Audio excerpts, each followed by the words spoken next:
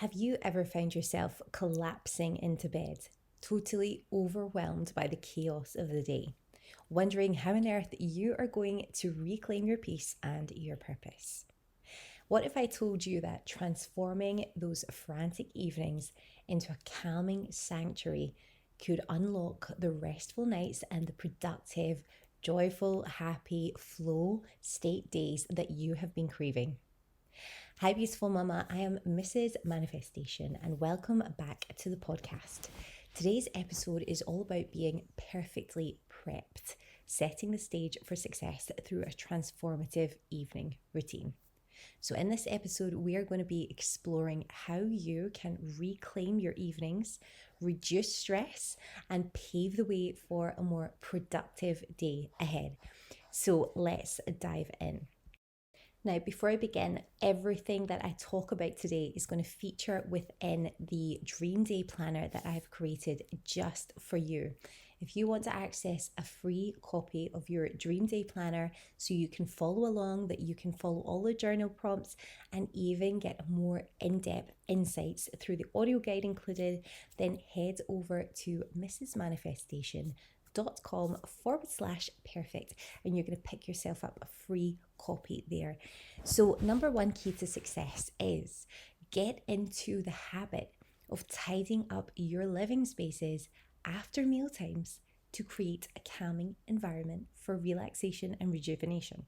So, you know what it's like at the end of the day. You've prepared the meals, everything's it's that manic time, let's not lie. It's the time where you have to get everyone's meals prepared, served, cleared away. And I know for a fact that this is one of the main bugbears of many parents. It's a stressful time. It's like all go crazy. Kids are asking questions. It's the time before bedtime. Everyone's tired. So it's so tempting in that time to just say, right, I'm going to clear up later. I'm going to do this later. I'm just going to focus on getting the kids organized. Well, I'm going to tell you that's the first big mistake that you're going to make. Because when you do that, what you're essentially doing is you're putting off a task that you don't want to do until later in your own free time. Mama, you are a family. Let's get the kids involved here. So what I do is, even if it's something as simple as, my child's been doing this for probably a year now, I say, okay, would you mind clearing your plate from the table when she is finished? So she'll take her cutlery, put them in the dishwasher, her dish in the dishwasher, and even in the morning time, just to allow her to develop a sense of purpose, discipline as well, and really being part of our family and working together. She actually washes up her own little bowl in the morning just to give her a sense of this is what it means to be in a family and we all work together. So if you don't have a dishwasher, if you don't use one, then maybe it might be that your little one, it doesn't matter, I would start that even younger, maybe even she's 5 now, but 4, she helps out in that way, and it gives her a sense of we help out in our family. I am important and I am important in this family. It gives her an important job to do, and it's one less thing for me to do as well. So get the kids involved in this, and what you're actually helping them to do as well is to develop very important life skills. Because if you imagine, we've all seen pictures on Instagram and of all these kids who just don't pick up after themselves. Really, it's up to the parents to instill these values in them. So I don't want to go on a tangent talking about other things that she does to become more independent. The point is, you yourself have to first show how we operate to make things slick, to make it so that you get that free time at night. So number one, tidy up your living space after mealtime, because this is a biggie. When you tidy up your kitchen, when everything goes into the dishwasher, or you've washed the plates, you've dried them, you've put them away. They're not waiting there till later. They are done. Like, your kitchen is clean. You've wiped down the surfaces. Everything should be organized. I'm not saying, if you don't live in a home that's really tidy and organized right now, don't start stressing out and thinking, oh my God, I'm going to have my place is a mess. But I promise you, if you just start this from today, you start cleaning up as you go, after every mealtime, you're going to see that it creates an effect where it's going to be the catalyst for you improving your life, improving your home, taking a pride in what you do, taking a pride in your home, your surroundings, and actually feeling the benefit of doing all these things, and therefore not putting off important tasks that you're just saving and building up for later. So, really, really important to get into the habit of tidying up your living spaces after mealtime. It's the same with toys as well. At the end of the night, having your evening routine, have it so that at set times, everybody knows that it's tidy up time. You can, if you have younger kids, you can put on one of those tidy up songs if that would help them. But my child knows at night time that our toys go away because 6 p.m. is winding down time. 6 p.m., she's going to have her PJs on, she's going to have her final, if she has like a supper snack, whatever. And it's a time where everybody winds down, everybody is calm, and this is when we start to get our body ready for sleep. All the living spaces must be cleared at that point. We must be tidying up any, any tasks, activities she's been working on, toys, whatever. And that isn't something you should be doing, okay? If you always help, it's going to now be putting, it obviously depends how old your kids are and what age they are, but as soon as you can, get into the habit. I have always done this since she's been a little tiny one. Always get into the habit of saying, before we take out our next toy, we put these toys away so that they don't create this huge mess that's overwhelming for themselves, to give them ownership, and also so that they don't get bored with all of their toys and start saying, I'm bored. My daughter's never said I'm bored, because we don't leave all the toys scattered everywhere every day. And also for my peace of mind, I could not operate in a home that's absolutely chaotic. And if you're overwhelmed and stressed because of mess, that's probably why. But don't get yourself overwhelmed and stressed. Just say, okay, today I'm going to tackle this room. I'm just going to do bits and pieces, make it a bit tidier. And I promise you, by taking that pride in your home, it's going to uplift you, your mood, your energy so, so much. So that's number one. Get into the habit of tidying up your living spaces after meal times, because by the time your kids are in bed, you want to be coming down knowing that the bulk of the work has been done. It's done, and you don't have to slave away all night doing other things. Number two, establish a consistent family bedtime routine.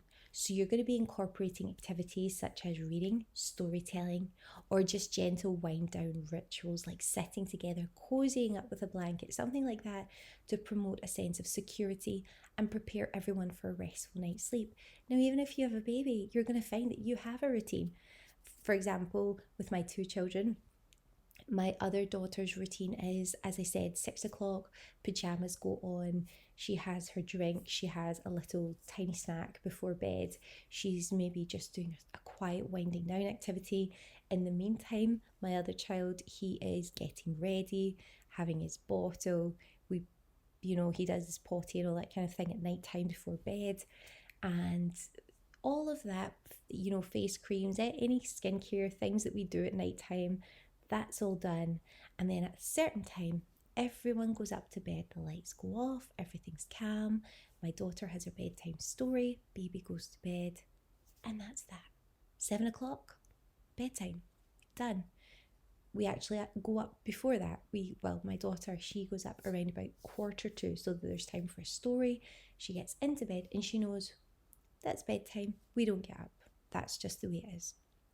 So that helps your children because, as I've said in the guidebook, it promotes a sense of security, and it just prepares everyone for a restful night's sleep, and it prepares you as well, because you're thinking, right, if there's any little last minute tasks or bits or pieces I have to organise, I'm going to do that right now, and I'm going to do that to make sure that when I come down tonight, I'm calm, I'm not stressed, I'm not frazzled, I'm not running around doing all the crazy things. Even if you want to do some things for preparation, like if you put your laundry on at night, maybe you're putting your laundry in so you can pop it in the washer so it's ready for the morning. You're maybe preparing the little bits and pieces ready to go for breakfast. All of that, just so that when you come down, maybe you're washing up a bottle or two, whatever it is, so that when you come down, it's time to relax. Because especially if you're a mama who's got a baby, you're probably going to have to wake up once or maybe even twice or more during the night. So again, it's about having that time for you, just that protected couple of hours, so that you can have peace and quiet. You can start to do something you want to do to get your positive energy back. Maybe you can spend some time with your husband, whatever it may be. Really, really important. And if you're concerned about sleep for your baby, if you feel like sleep's a big issue, you can't get them to sleep, comment on Instagram and let me know about this, because I, again, as all parents probably have worked through this with my first child, and I implemented some very different routines with my second child to make sure that this wasn't an issue. And by the time my child was, say, 12 weeks old, he was going down to bed at 7 at night. I would wake him up for a dream feed, and then by 6 months, that's him through the night. So, but it was me waking him up. It was by choice, and it wasn't always easy, but we have that structure so that he's actually thriving, he's sleeping, he's happy, we're happy. And that's up to us mamas to organize all of these things and make that happen. Okay, children can't teach themselves these important life skills, so it's up to us to set the standard and set the foundations for them to have incredible positive routines, such as their sleeping routine.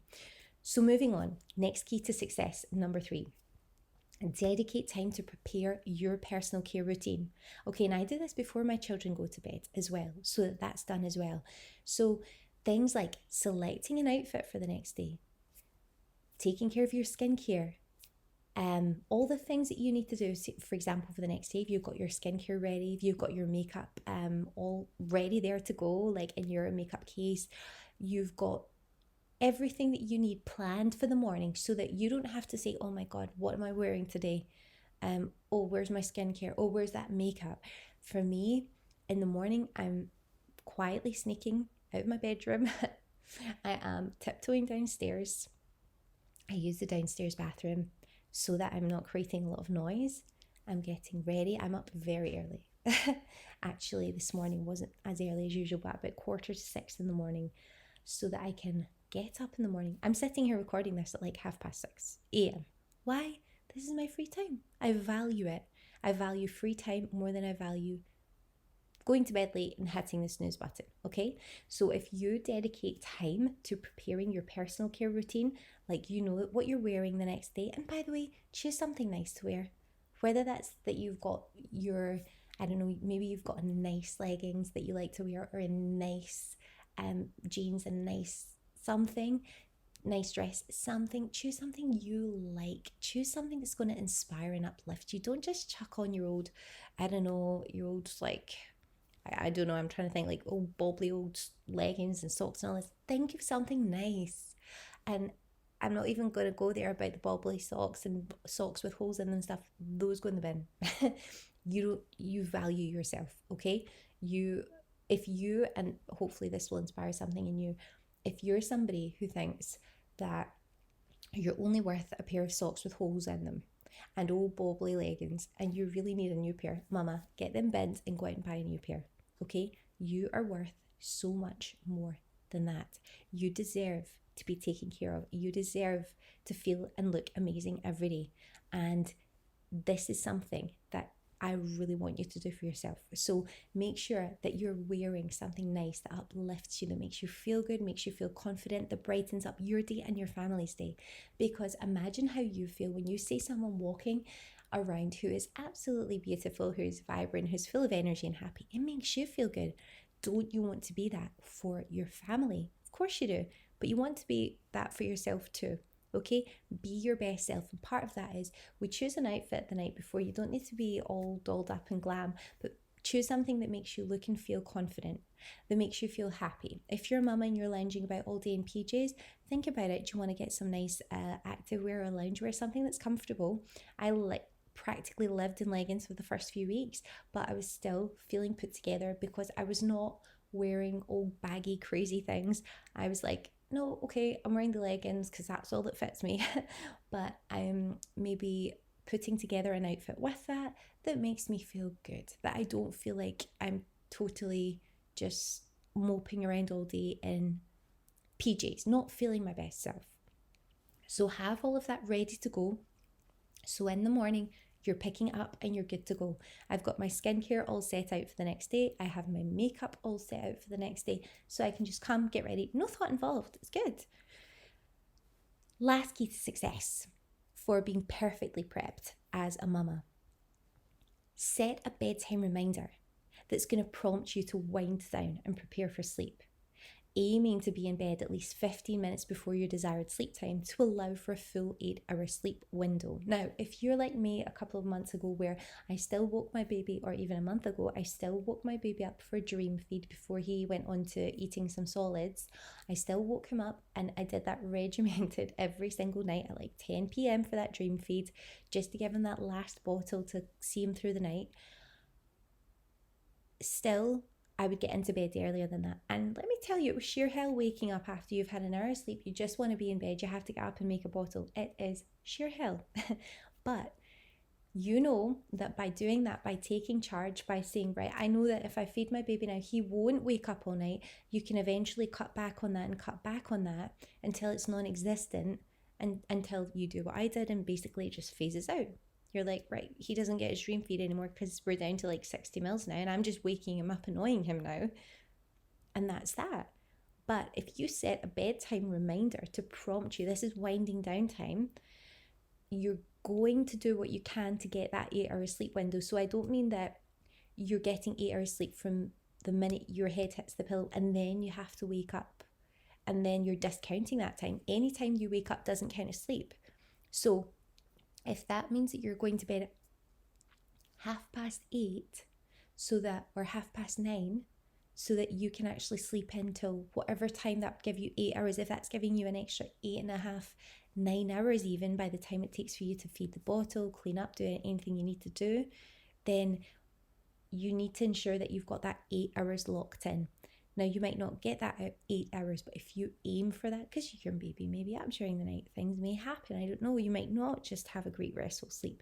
But if you aim for that and you make sure that you're ready, you're winding down, you're reading, you're not on your laptop, you're not watching crazy things on TV, if you do that, you're going to start to see your life begin to flourish. 8 hours is the minimum. I do whatever it takes to try and get 8 hours sleep.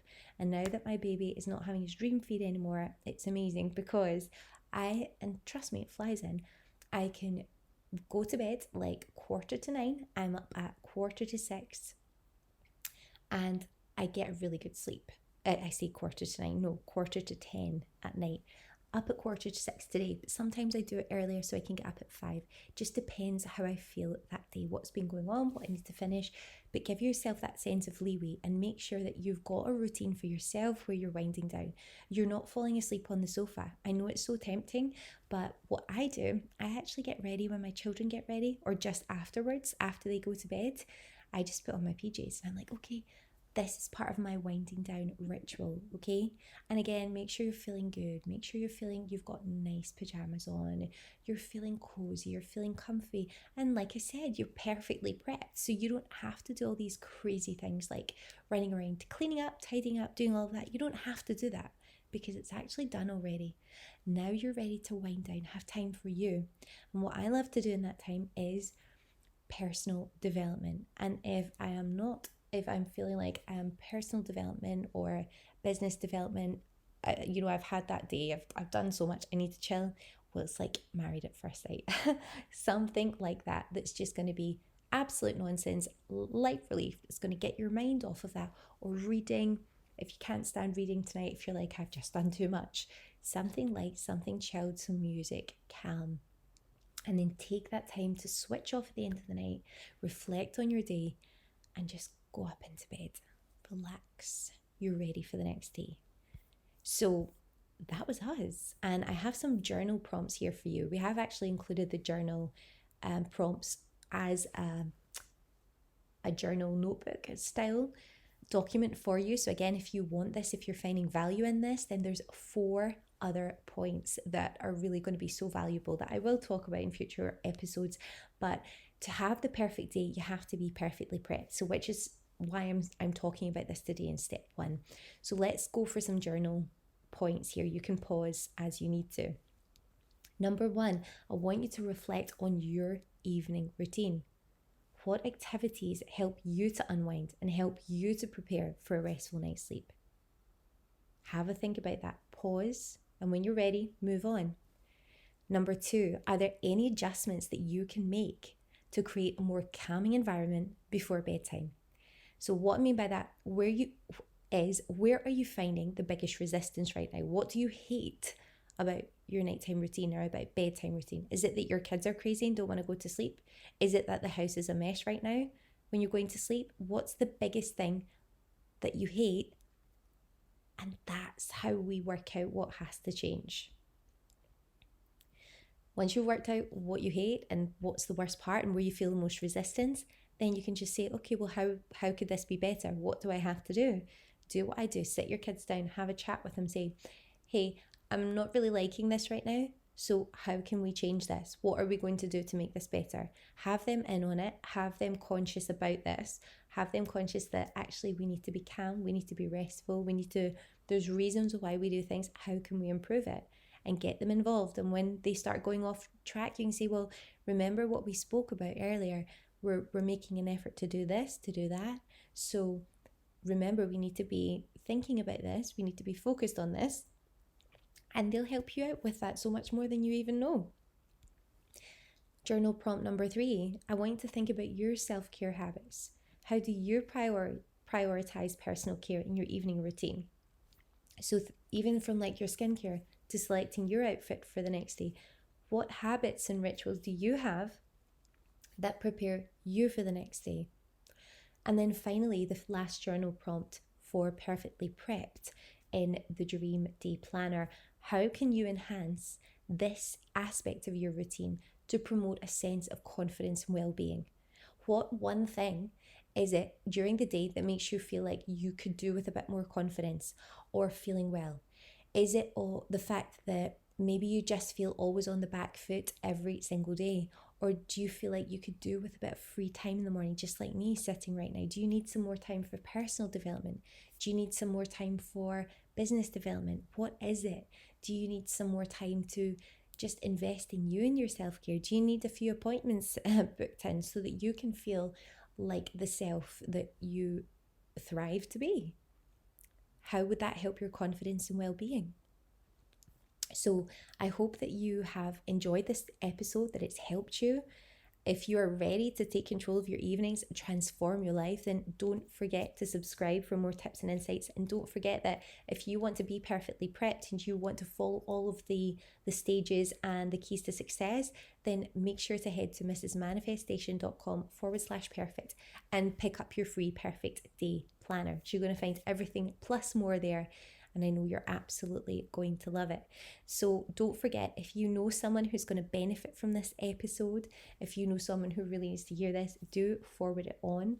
Don't forget to like, to subscribe so that you receive the latest notifications every time I release a new video, and you can also set up some reminders when we schedule new episodes as well. So I really want to help make those evenings work for you, Mama. Let me know if you found this valuable over on Instagram, and as always, let me know what you're struggling with so I can create some future content for you. Have an amazing day and evening, Mama, and I will see you in the next episode.